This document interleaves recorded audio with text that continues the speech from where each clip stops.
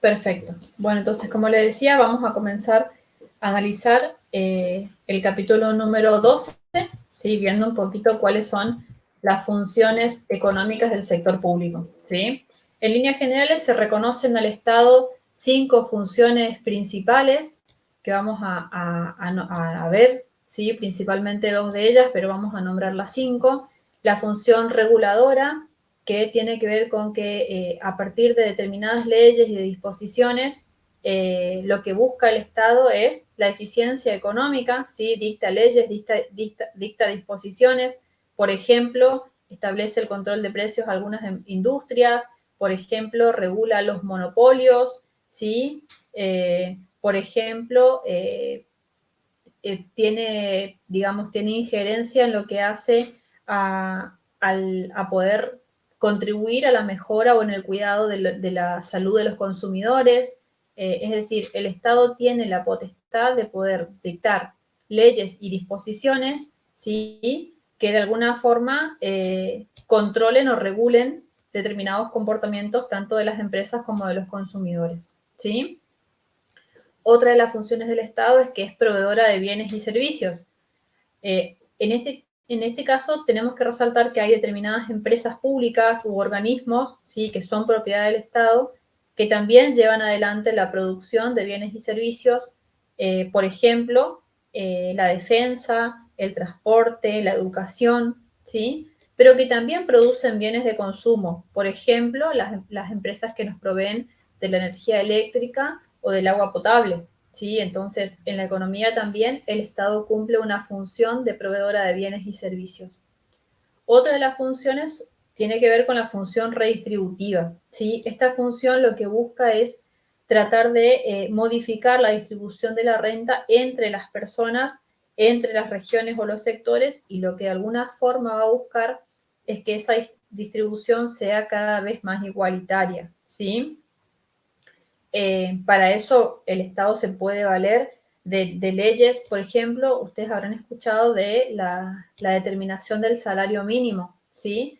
Al establecer un salario mínimo, lo que está diciendo el Estado es que los trabajadores no podrían cobrar menos que ese salario y de alguna forma está llevando adelante una política redistributiva, ¿sí? Lo que busca es que la mayoría acceda a condiciones igualitarias en la mayor medida posible. La función estabilizadora, lo que tiene, está relacionado mucho a lo que veíamos hoy de siglo económico, ¿sí? ¿Se acuerdan cuando veíamos los periodos expansivos y recesivos? Ese ciclo que se genera por la variación en el indicador del PBI, ¿sí? Lo que busca el Estado a través de esta función estabilizadora es tratar de suavizar esos ciclos, de que no sean tan abruptas las recesiones, y para eso tiene que lograr que los crecimientos también sean de alguna forma más estables, ¿sí? Permítanme un ratito que voy a conectar mi computadora porque está por terminar la batería y ya seguimos. Aguárdenme, por favor.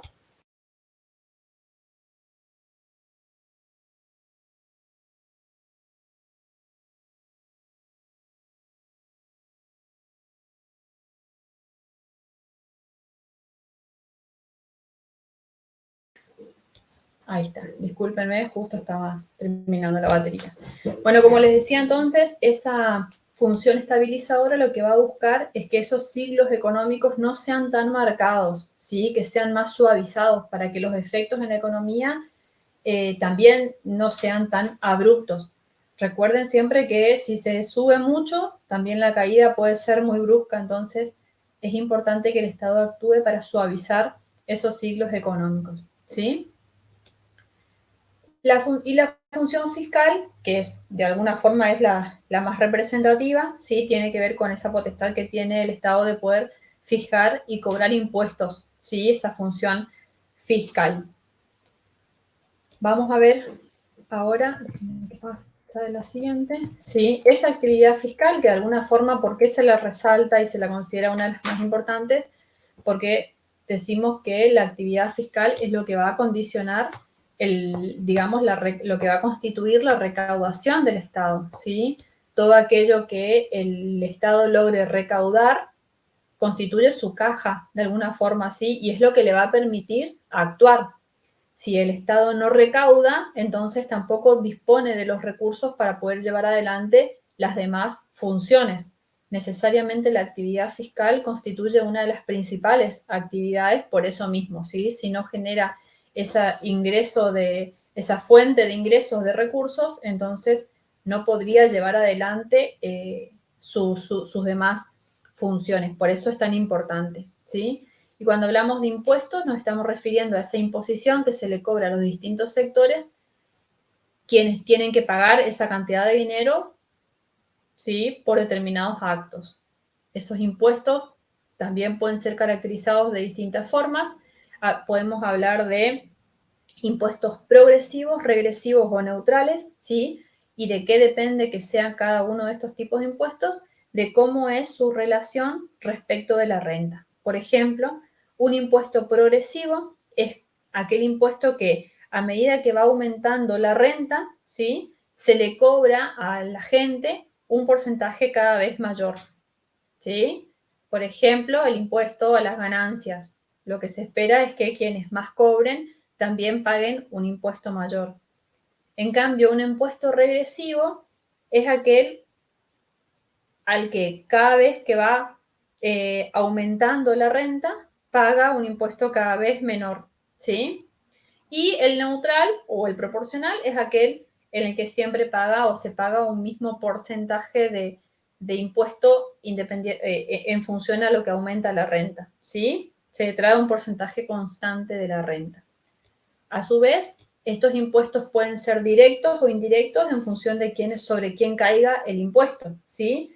Si el impuesto grava directamente a la persona o cae directamente sobre la persona, estamos hablando de impuestos directos, y acá nuevamente puede ser el impuesto a los bienes personales o el impuesto al ingreso, y los impuestos indirectos es cuando se gravan, por ejemplo, cosas como, por ejemplo, la renta de los consumidores, ¿sí? O el consumo, el impuesto indirecto más conocido y más clásico, por ejemplo, es el IVA, ¿sí?, que es un impuesto que grava al consumo de las personas.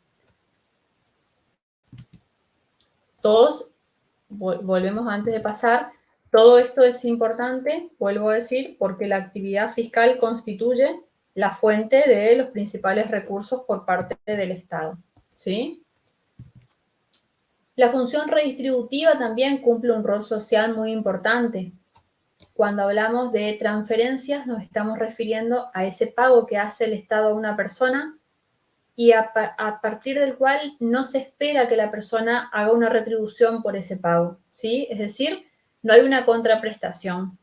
Los ejemplos más comunes tienen que ver, por ejemplo, con los subsidios que da el Estado, los planes actualmente que siempre escuchamos, los planes de ayuda, constituyen transferencias, ¿sí? ¿Qué significa? Que las personas reciben cierta cantidad de dinero a partir de la cual no tienen que ser, de alguna forma, dicho en pocas palabras, no tendrían que hacer nada o no tendría que dar una contraprestación por recibir ese pago, ¿sí? ¿Y por qué se lo considera como redistributivo? Porque lo que se espera es que el Estado pueda de alguna forma igualar las condiciones de las personas que menos tienen respecto de las que más tienen, ¿sí? ¿Qué es lo que se espera de un sistema impositivo? ¿O cuáles son las características que se esperan de un sistema equitativo?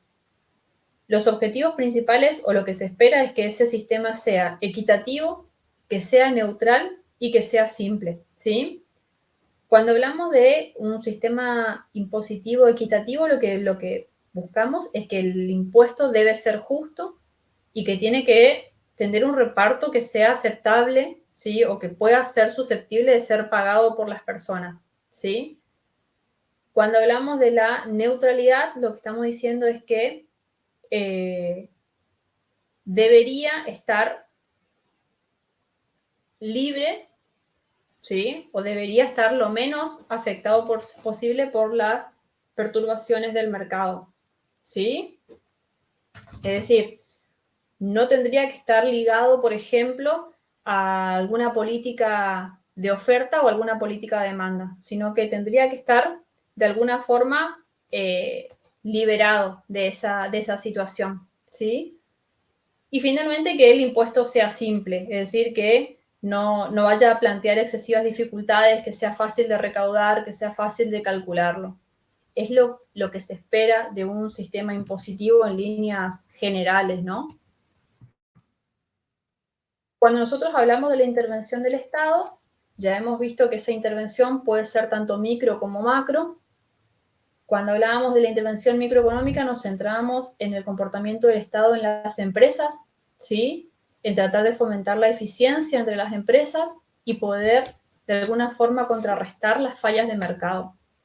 Ahora, cuando hablamos de los objetivos macroeconómicos, que era un poco ya de lo que hemos hablado hoy, lo que busca el Estado es promover ese crecimiento económico a través del aumento del PBI, tratar de disminuir el desempleo o fomentar la creación de empleo, tratar de controlar el nivel de precios manteniendo un bajo nivel de inflación, buscar el equilibrio público, ¿sí? Es decir, disminuir el déficit de lo que hablábamos hoy, mantener un tipo de cambio estable y con ello, por supuesto, un equilibrio externo. Esto es mucho lo que hemos hablado hoy de qué es lo que se espera en ámbitos macroeconómicos del Estado, ¿sí? ¿Cuáles son los medios que tiene el Estado para poder llevar adelante esas políticas?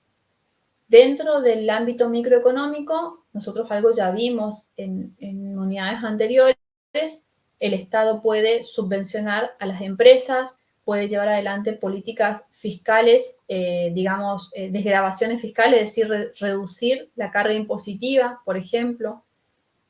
Puede llevar adelante controles de precios, establecer precios máximos, establecer precios mínimos, ¿sí? Puede regular la actividad de las empresas, puede regular los excedentes de producción, es decir, el Estado dispone de medios para poder actuar en el ámbito microeconómico, como también dispone de medios para poder actuar en el ámbito macroeconómico, que es lo que estamos viendo ahora, ¿sí? ¿Cuáles son los instrumentos de los que dispone el Estado para poder intervenir a nivel macroeconómico? Vamos a ver ahora muchas de estas políticas, ¿sí? Que es la política monetaria, que es el instrumento que le permite al Estado poder controlar la cantidad de dinero que hay en la economía. También tiene como instrumento la política fiscal, que le permite al Estado poder, de alguna forma, a través de los gastos y los impuestos, controlar o fomentar o contraer la demanda agregada, que ahora lo vamos a ver. La política cambiaria, ¿sí? La posibilidad de poder devaluar o no el tipo de cambio en función a lo que se espera del comercio exterior, por ejemplo. La política comercial, políticas de oferta y políticas de demanda. Todos estos medios lo que permiten o lo que le dan al Estado son distintas herramientas para poder cumplir esos objetivos macroeconómicos, ¿sí? Ahora no se preocupen que vamos a ir viendo cada una de estas. Voy pasando medio rápido por una cuestión de que esto ya lo hemos hablado en la parte anterior, ¿sí? Esto también ya lo vimos hoy y está bueno refrescarlo, retomarlo, ¿sí? Fíjense que la política de demanda lo que a mí me permite es impulsar, estimular la demanda agregada y con eso vean cómo esta línea roja, que es la demanda agregada original, se va a desplazar hacia la derecha. Fíjense que es la línea punteada, ¿sí? Si yo estimulo la demanda agregada, lo que estoy logrando es acercarme más al pleno empleo, que era lo que veíamos hoy. El pleno empleo, recuerden que es este nivel de producción potencial, el producto potencial, ¿sí? ¿Y por qué sucede eso? Porque como decíamos hoy también, no siempre el producto o la producción real coincide con la potencial, ¿sí? Y esa diferencia, si ustedes recuerdan, nosotros la determinábamos a través de lo que se conoce como desempleo. Entonces, la política de demanda lo que de alguna forma permite es estimular la demanda agregada, desplazarla hacia la derecha, ¿sí? Y con eso, fíjense, acercar el producto real al producto potencial lo máximo posible. En este caso, fíjense que se logró o se lograría que la demanda agregada sea igual al producto potencial, ¿sí? Que sería el caso de pleno empleo. En este caso no hay desempleo, todos los factores productivos están siendo utilizados.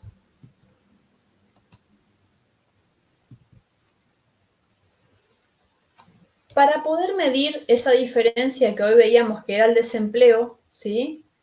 Para poder medir esta diferencia se utiliza también un indicador. Ese indicador lo van a leer en el libro como la brecha de producción, ¿sí? ¿Qué me muestra la brecha de producción? La brecha de producción me permite medir justamente esta brecha que ustedes ven acá entre producto potencial y producto efectivo, ¿sí? ¿Cómo se calcula esa brecha? Fíjense, ahí tienen la fórmula, no se asusten con la fórmula, después igual lo vamos a ver en un ejercicio práctico, ¿sí?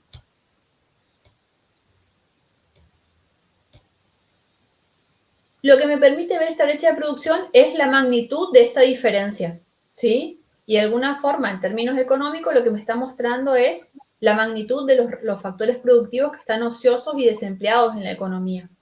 Cuanto más grande sea esa brecha, o sea, cuanto más grande sea la diferencia entre el ingreso efectivo y el ingreso potencial, entonces nos va a representar que hay más recursos ociosos, ¿sí?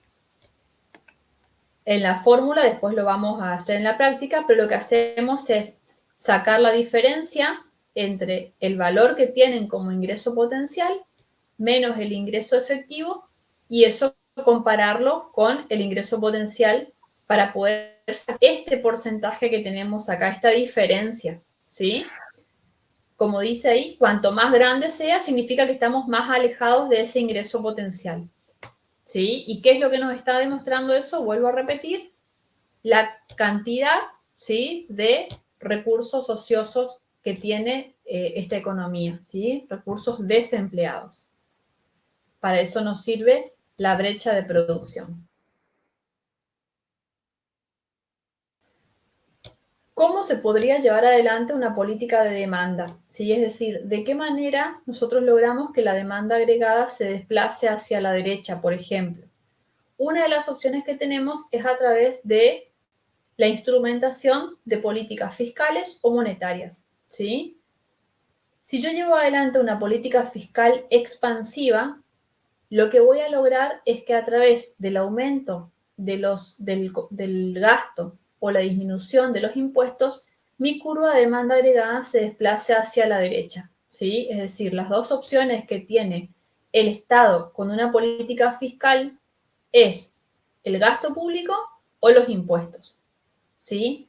Ya sea aumentando el gasto público o bajando los impuestos, lo que hacemos de alguna forma es estimular la demanda agregada y con eso se desplaza hacia la derecha, disminuyendo esta brecha de producción, ¿sí? La política monetaria también me permitiría estimular la demanda agregada, pero la diferencia entre la política monetaria y la política fiscal son las variables que utiliza. En el caso de la política fiscal, como les dije recién, se afecta o se considera como variable el gasto y los impuestos. En cambio, cuando hablamos de política monetaria, lo que se va a modificar es la cantidad de dinero que hay en la economía, ¿sí? ¿Cómo? Ahora lo vamos a ver más adelante, pero básicamente a través de la modificación, por ejemplo, de la tasa de interés, que sería una de las alternativas, ¿sí? Pero lo que tiene que quedar claro en este punto es, primero, que la política de demanda me permite trasladar o impulsar la demanda agregada hacia la derecha y con eso se disminuye esta brecha de producción que es lo que vimos recién, es decir, se achica el desempleo, ¿sí? En otras palabras, se utilizan recursos que estaban ociosos. Eso es lo que permite la política de demanda. ¿Cuáles serían los instrumentos para poder llevar adelante la política de demanda? Tanto la política fiscal como la política monetaria, ¿sí? En ambos casos lo que se logra es desplazar la curva de demanda agregada hacia la derecha y con ello disminuir la brecha de producción.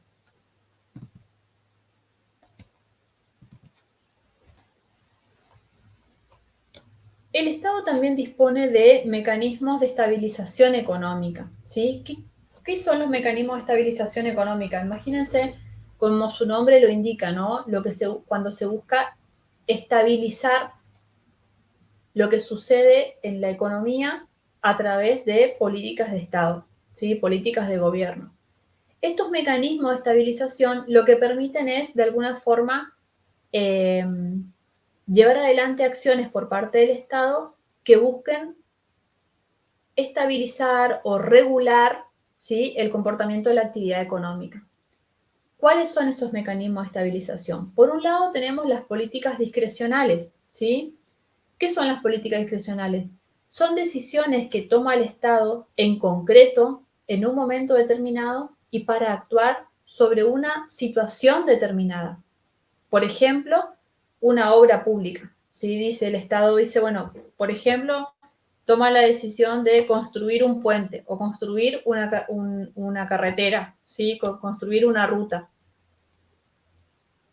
Con eso se está logrando intervenir en una situación en particular, estimular una situación en particular, ¿sí? Otro ejemplo sería llevar adelante una política de empleo, ¿sí? Por ejemplo, no sé, ¿se acuerdan que un tiempo había el plan Trabajar?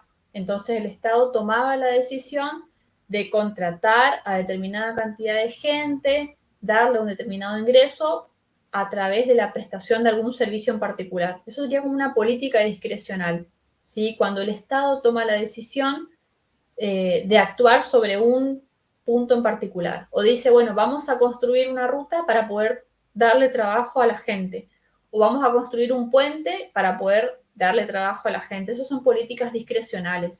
Tener que tomar una decisión para poder obtener un efecto, ¿sí?, de esa decisión. En cambio, los estabilizadores automáticos, así como su nombre lo indica, ¿sí?, no necesariamente requiere que el Estado tome la decisión, sino que ya son mecanismos que están de alguna forma, ya están insertos en la actividad económica. No necesitan que el Estado tome la decisión, ¿sí? Por ejemplo, el ejemplo más clásico es el seguro de desempleo, ¿sí? El seguro de desempleo es un estabilizador automático. Es algo que ya está implementado en el sistema y, por ejemplo, en periodos en que el PBI crece, o sea, en el que estamos en expansión y hay mucha gente que está trabajando, esa gente que está trabajando no accede al seguro de desempleo. Si de repente entramos en un periodo recesivo, o sea, de caída de la actividad económica, donde mucha gente empieza a perder trabajo, esa gente va y recurre directamente a tramitar su seguro de desempleo y accede a ese beneficio, ¿sí? Pero no es que el Estado tuvo que hacer algo para que esas personas puedan ir y acceder, sino que ya es algo que está inserto en la actividad económica, ¿sí? Las jubilaciones también, es decir, una persona que aporta durante toda su vida ya está de alguna forma regulado que cumpliendo cierta cantidad de años, con cierta cantidad de aportes, pasa a formar parte del sistema jubilatorio del país. Entonces, ya son políticas que están establecidas en la actividad económica y que no requieren la toma de una decisión por parte del Estado, ¿sí? En cualquiera de los dos casos, tanto de políticas discrecionales como de estabilizadores automáticos, son mecanismos que permiten estabilizar la economía, ¿sí? Ya sea en periodos de crecimiento o en periodo de recesión o crisis.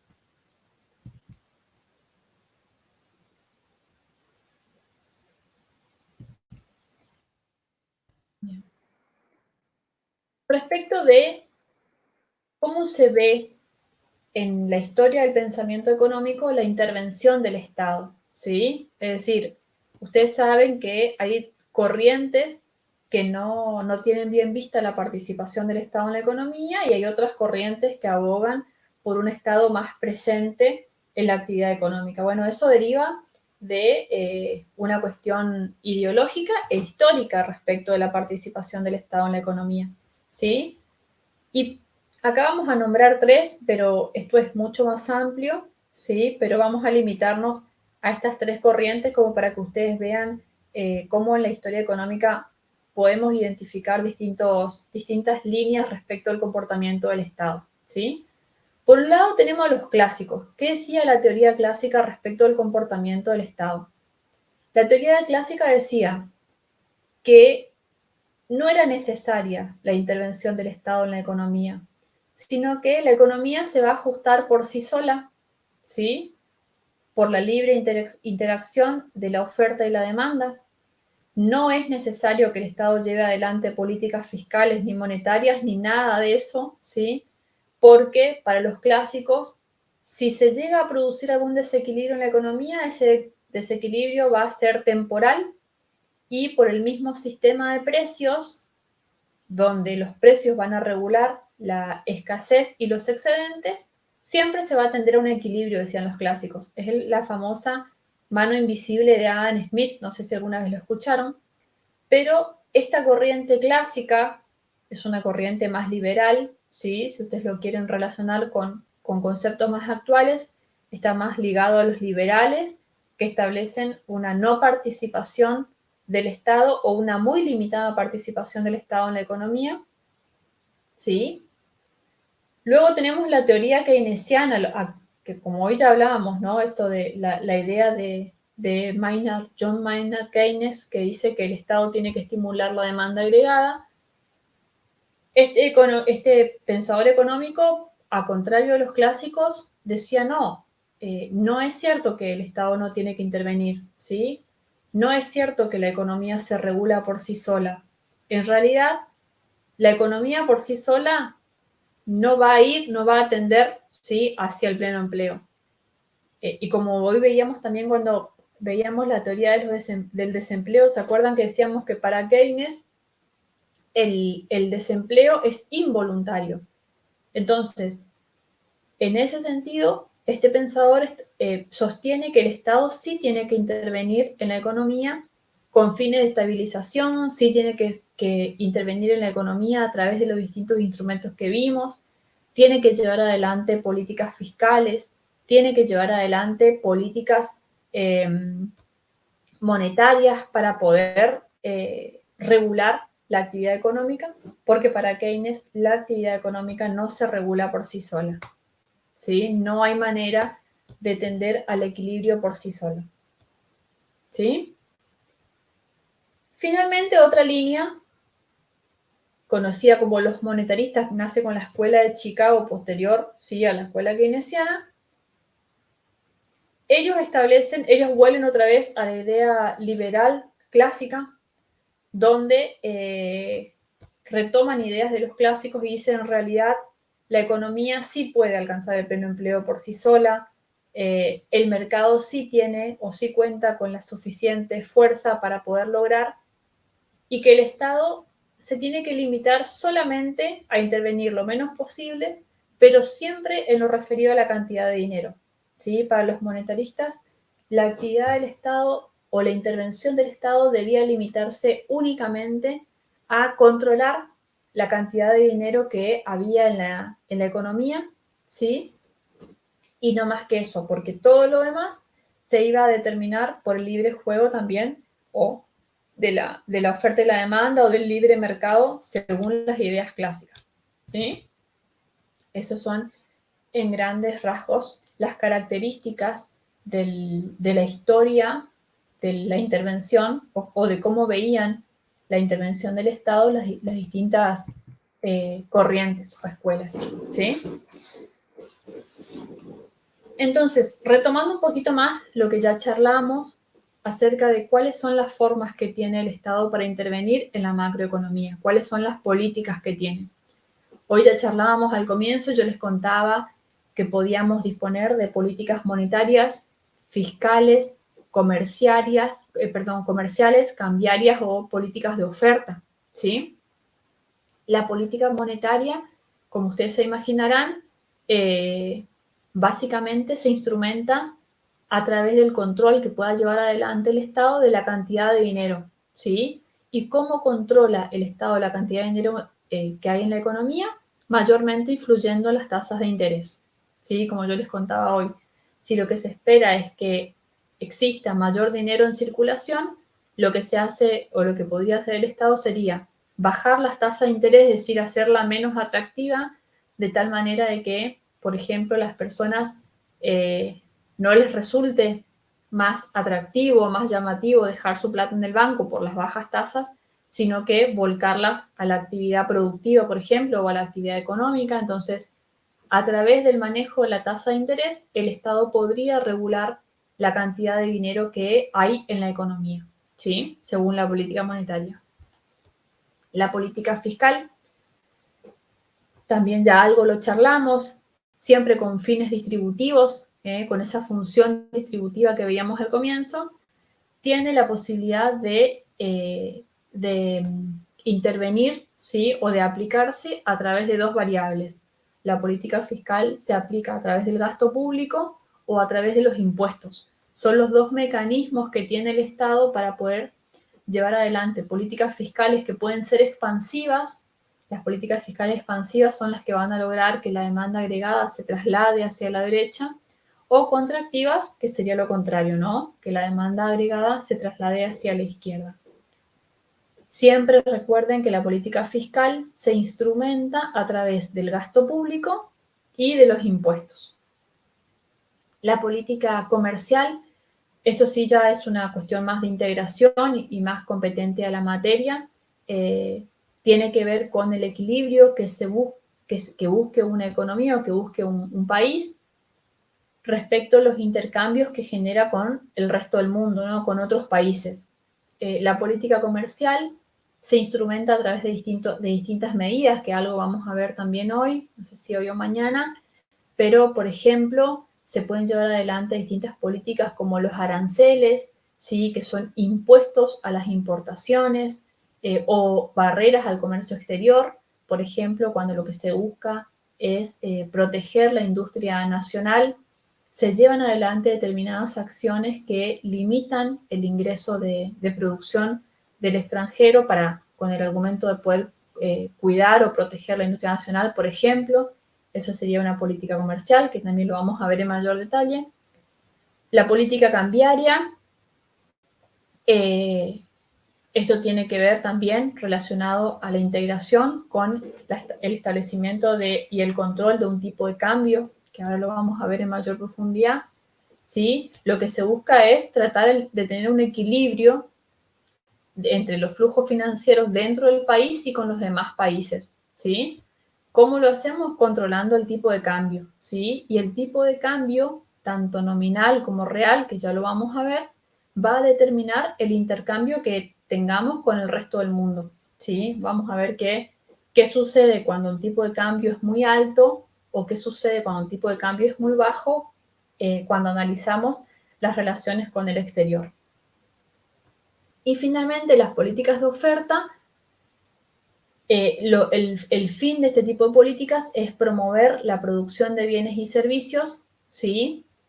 Cuando una economía lleva adelante políticas de oferta, lo que se busca es precisamente incentivar la capacidad productiva o aumentar la capacidad productiva, incentivar la producción, ¿sí? Para poder influir en el nivel de empleo, por ejemplo, a través de mejoras tecnológicas, por ejemplo, a través de ofrecer reducciones en los costos de producción, para que de esa forma las empresas se vean más motivadas a aumentar su producción, ¿sí?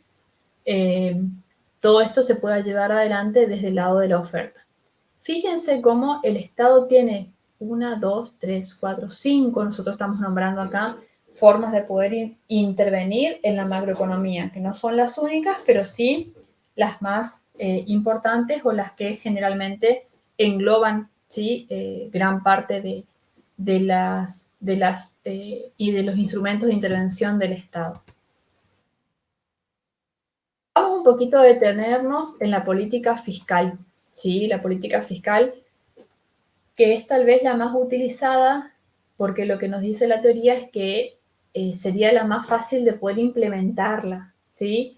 ¿Por qué la más fácil de poder implementarla? Porque vamos a ver ahora, como ya les anticipaba, que se instrumenta a través de una baja en los impuestos o de un aumento en el gasto público, ¿sí?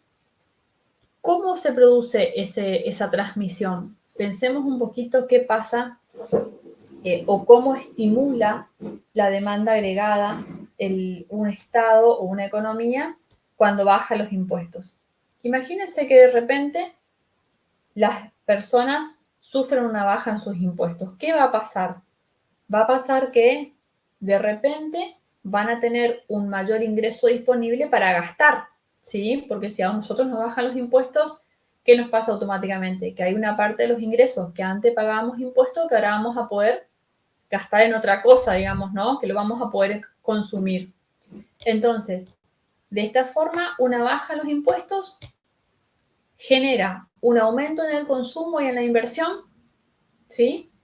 Y recuerden que tanto el consumo como la inversión son componentes de la demanda agregada. Si ustedes recuerdan, a ver, yo les voy a poner acá en el chat, ¿sí? Pero ¿a qué era igual la demanda agregada? Era igual al consumo más la inversión, más el gasto público, más las exportaciones, menos las importaciones. Fíjense ahí en el chat, ¿sí? Esa era la ecuación, la fórmula o la forma de calcular la demanda agregada, ¿se acuerdan? ¿Sí? Y eso es lo que me va a determinar esa curva de demanda agregada que veíamos en los gráficos anteriores. Bueno, si yo bajo los impuestos y de repente a las personas le queda un mayor ingreso disponible para gastar en consumo o para invertir, si yo veo esta fórmula que recién les puse en el chat de demanda agregada, lo que estoy diciendo es que aumenta el consumo y aumenta la inversión, ¿sí? ¿Qué sucede en mi fórmula si aumenta el consumo y aumenta la inversión? Lo que termina aumentando también es la demanda agregada, ¿sí? Porque tanto el consumo como la inversión son componentes de la demanda agregada. Entonces, ese aumento de la demanda agregada, ¿qué implica? Implica un aumento de la producción, ¿sí? Y un aumento del empleo. ¿Por qué un aumento del empleo? Porque si ustedes se remontan al gráfico de ingreso real e ingreso potencial, recuerden que cuando la demanda agregada se desplaza hacia la derecha, lo que estamos logrando es achicar esa brecha de producción que veíamos hoy, achicar esa brecha de desempleo que quedaba, ¿sí? Entonces, de esta forma, la política fiscal, a través de una baja en los impuestos, genera, ¿sí?, un aumento en la producción y en el empleo. ¿Cómo? Estimulando la demanda agregada hacia la derecha, ¿sí? Ahora, ¿cuál es el otro mecanismo de transmisión? Es decir, ¿cuál es la otra alternativa que tiene la economía? Es el aumento del gasto público, ¿sí? Fíjense otra vez acá la fórmula de demanda agregada que les escribí, ¿sí? En este caso, lo que estamos aumentando es el tercer componente de esa fórmula, que es el gasto del Estado, ¿sí?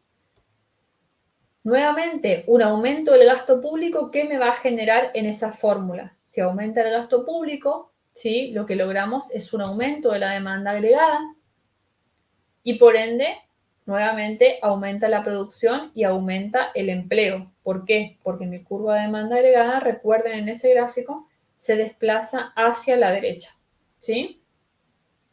Esto que yo les acabo de contar recién, tanto la baja en los impuestos como el aumento del gasto público, es lo que se denomina una política fiscal expansiva, ¿sí?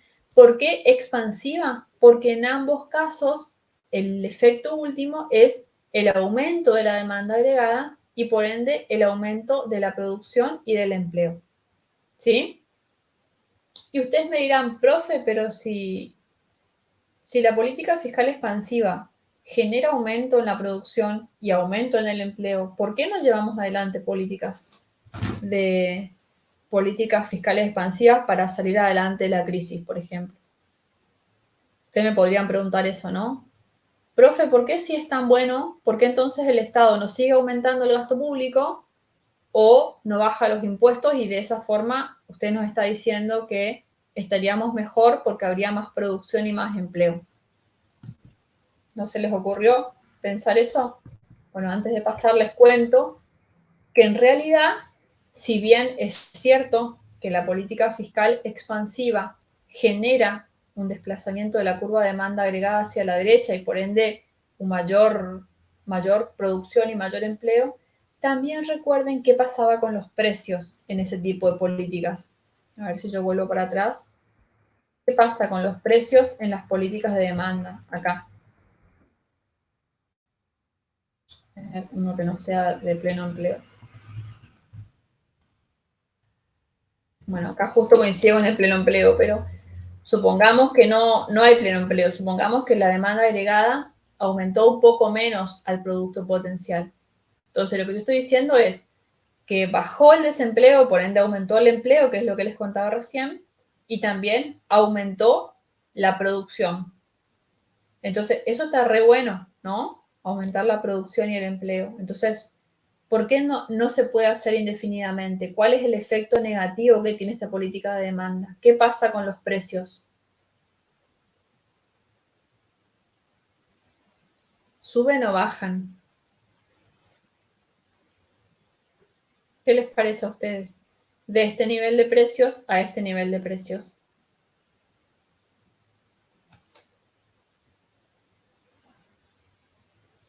¿Qué generan las políticas de demanda expansiva en los precios?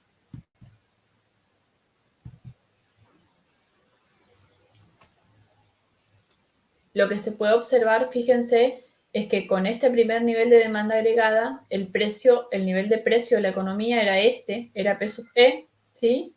Perfecto, ahí dice Sole, un aumento de precio. Perfecto, porque fíjense que ahora mi demanda agregada nueva, que está más a la derecha, ¿sí?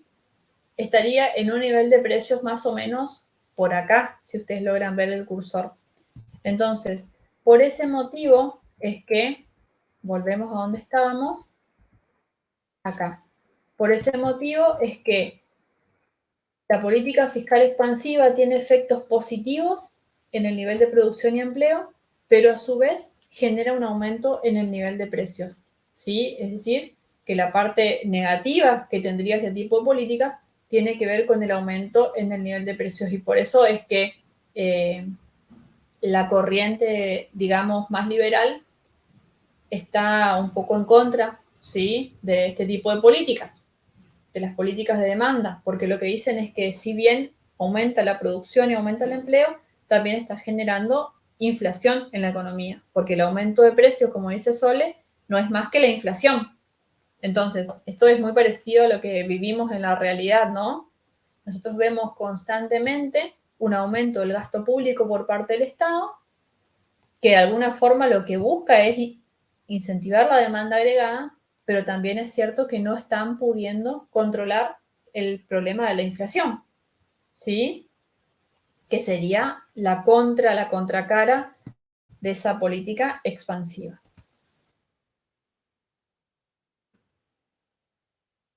El otro tipo de políticas que veíamos hoy que es posible, ¿sí?, es la política monetaria. Cuando nosotros hablamos de política monetaria, nos estamos refiriendo básicamente a las decisiones que se toman o que toman las autoridades y que lo que van a buscar ahora ya no es influir, así como veíamos recién, en el gasto público, en los impuestos, sino modificar la cantidad de dinero o la tasa de interés de la economía, ¿sí? ¿Qué te dice la política monetaria expansiva? Siempre cuando hablamos en términos expansivos, recuerden que hablamos de mayor cantidad y contractiva de menor cantidad. Entonces, ¿qué nos dice la política monetaria expansiva? Dice, bueno, si hay más dinero en manos de la gente, ¿sí? Recuerden siempre que la tasa de interés se considera el precio del dinero, ¿sí? Entonces, si yo tengo más de algo, lo que se espera es que el precio de ese algo baje. En este caso estamos hablando del dinero, entonces, si se inyecta más dinero a la economía, es decir, si las personas tienen más dinero en sus manos, el precio de ese dinero tiende a bajar la tasa de interés, ¿sí? Si baja la tasa de interés, como les contaba hoy, a las personas no le va a ser atractivo poner su dinero en el banco porque la tasa está muy baja, sino que se van a ver incentivados a consumir o a invertir, ¿sí? Entonces, lo que se espera de una política monetaria expansiva básicamente es que las personas aumenten el consumo y las empresas aumenten la inversión, y con eso, esta fórmula que yo les puse recién en el chat, también harían aumentar la demanda agregada, porque aumentaría el primer componente, que es consumo, y el segundo componente, que es la inversión, ¿sí? Entonces, fíjense que tanto la política fiscal que vimos recién como la política monetaria expansiva, las dos políticas lo que buscan es aumentar o incrementar, incentivar la demanda agregada, solamente que tienen mecanismos de transmisión diferentes, ¿sí? En el caso de la política fiscal, se actúa a través del gasto público o de los impuestos, y en el caso de la política monetaria, se actúa a través de la cantidad de dinero que hay en la economía, ¿sí? En ambos casos tenemos el mismo efecto negativo, que tiene que ver con la suba de los precios, que es lo que veíamos recién en el gráfico, ¿sí? Cuando Sole dice aumento de precios. Si la demanda agregada se expande, si la demanda agregada se traslada hacia la derecha, el efecto negativo de eso, más allá de que aumenta la producción y disminuye el desempleo, es que los precios suben, ¿sí? Y si los precios internos suben, también existe el riesgo de que se empiece a preferir comprar de afuera que de la industria nacional, que sería un aumento de las importaciones.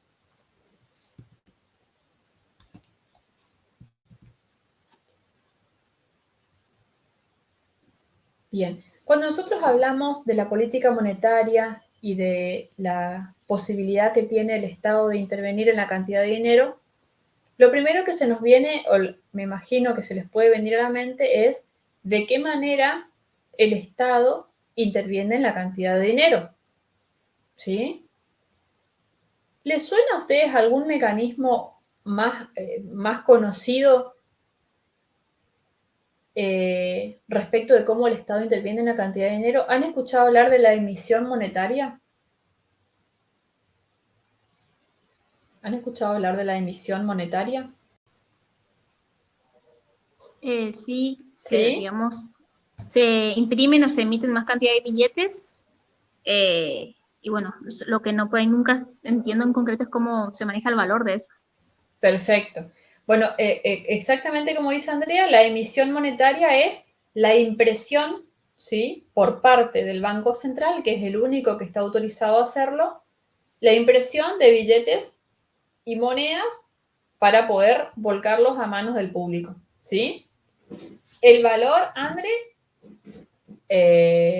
no se determina en función de la emisión, sino que por el contrario, si no hay un respaldo, ¿sí? de esa impresión, es donde se tiende a caer el valor de la moneda, ¿sí? Que es lo que sucede actualmente cuando vos no tenés un respaldo en reservas de esa plata, ¿sí? Entonces es plata que no tiene, de alguna forma no tiene, al no tener respaldo, no tiene un valor, y por eso es de gran parte de la población, por ahí un poco a veces es el disgusto o el no estar de acuerdo con la impresión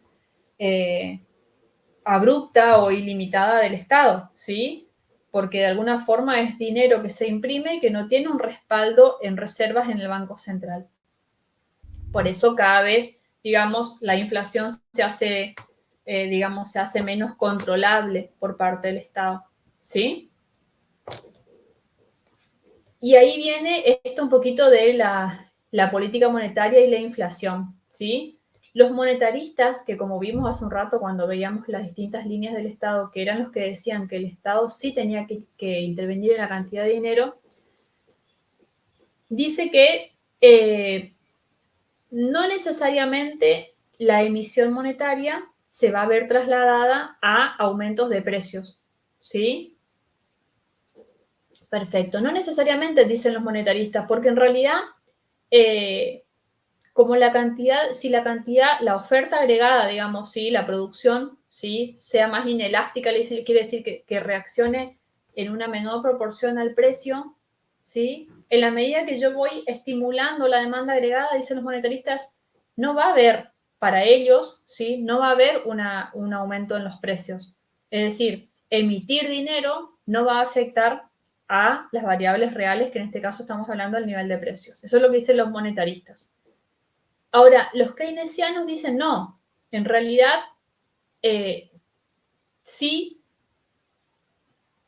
a ver, ellos lo que sostienen es que esa oferta agregada que los monetaristas explican que es inelástica, para los keynesianos no es así, ¿sí? Entonces dice, no, en realidad lo que sucede es que el aumento de la demanda agregada a través del aumento de la cantidad de dinero sí va a afectar a los precios, porque la oferta agregada, perdón, en realidad no es inelástica como plantean los monetaristas, ¿sí? Sino que cualquier estimulación, y lo que le contaba recién a Andrea, cualquier emisión de dinero que no tenga un respaldo, de alguna forma va a generar que el costo o el precio de ese dinero que se emite no tenga valor y entonces los precios van a tender a aumentar, ¿sí?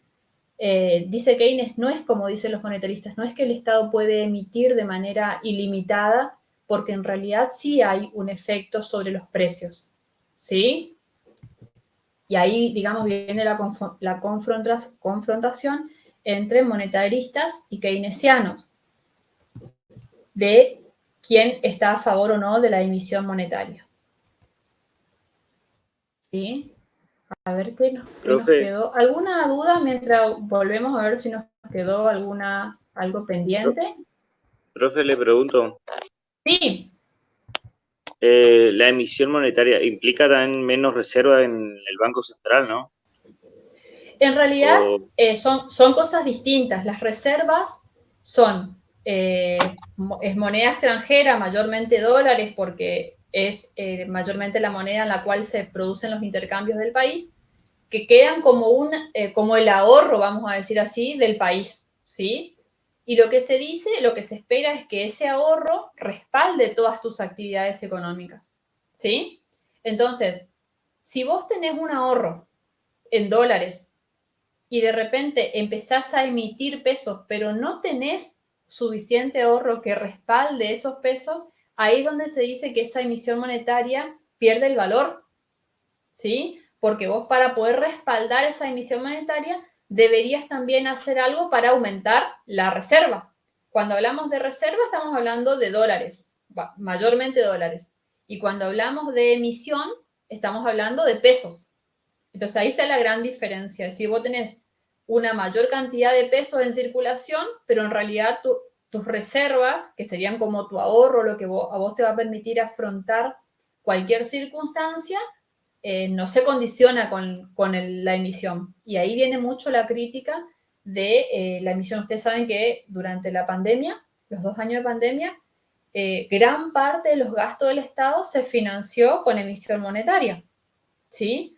Pero a su vez también las reservas fueron cayendo, entonces todo eso genera un desequilibrio en la actividad del Estado, ¿sí? Es lo mismo que, no sé, que en nuestras casas nosotros tengamos un pequeño ahorrito, ¿sí?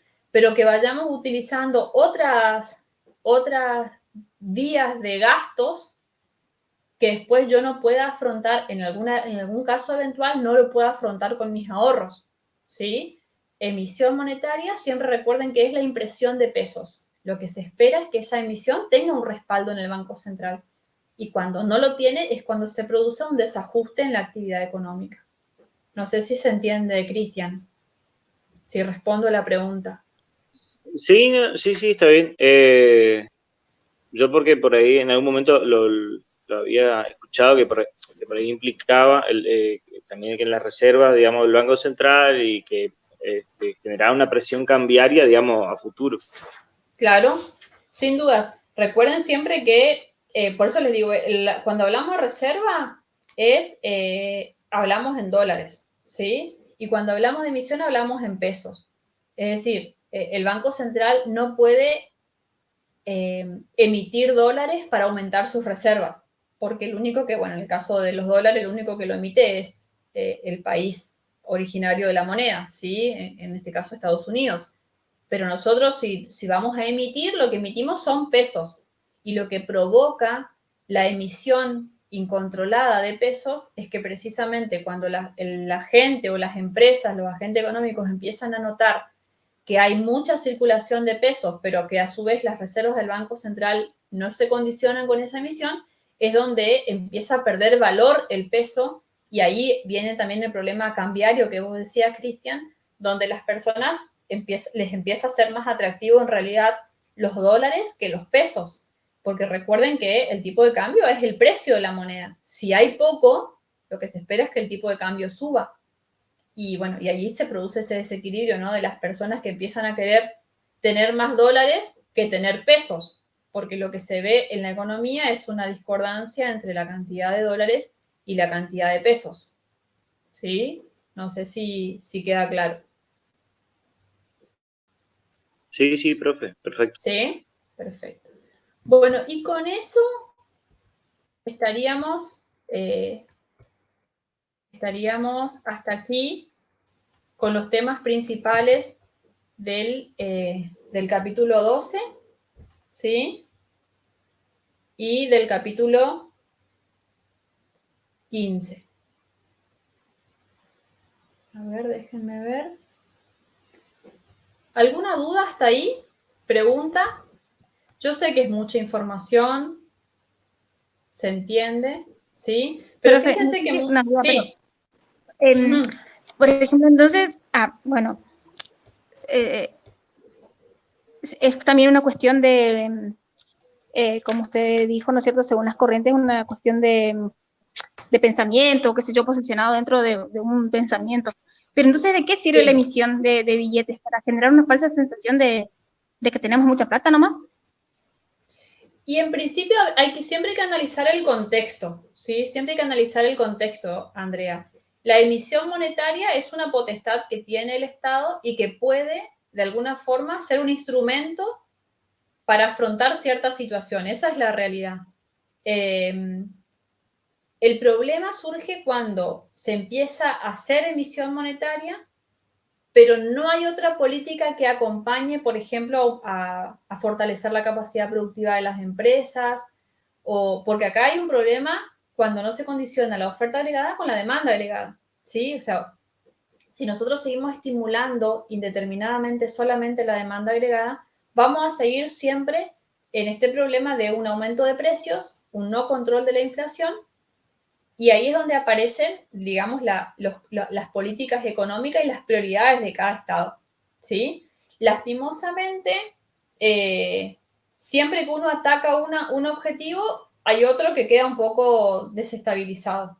Entonces, si el objetivo es bajar el desempleo, es muy difícil acompañar eso con un control de precios, ¿sí? En un contexto inflacionario. No digo que sea imposible, digo que es muy difícil, porque vos para bajar el desempleo tenés que llevar adelante políticas expansivas, y eso se sabe que aumentan los precios, ¿sí? Ahora, si vos querés controlar los precios, si el objetivo es controlar la inflación, eso implica que se deberían llevar adelante políticas contractivas.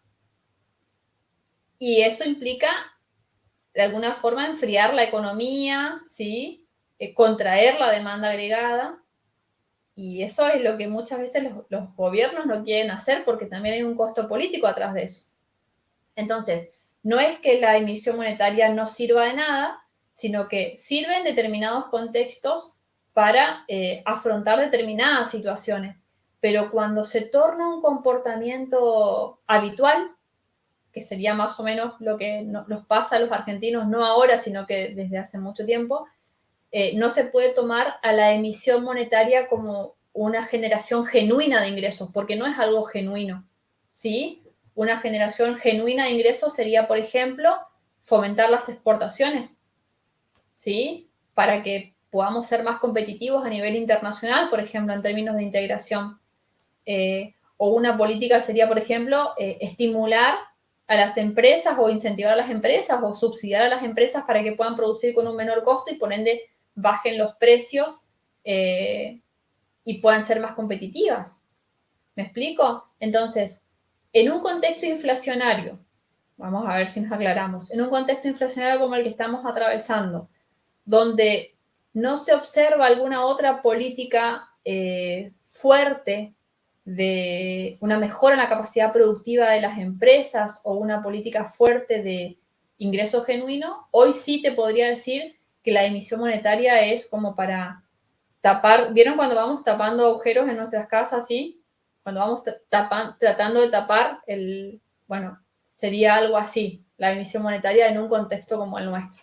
No sé si se entiende, Andrea. No quiere decir que siempre la emisión monetaria sea mala.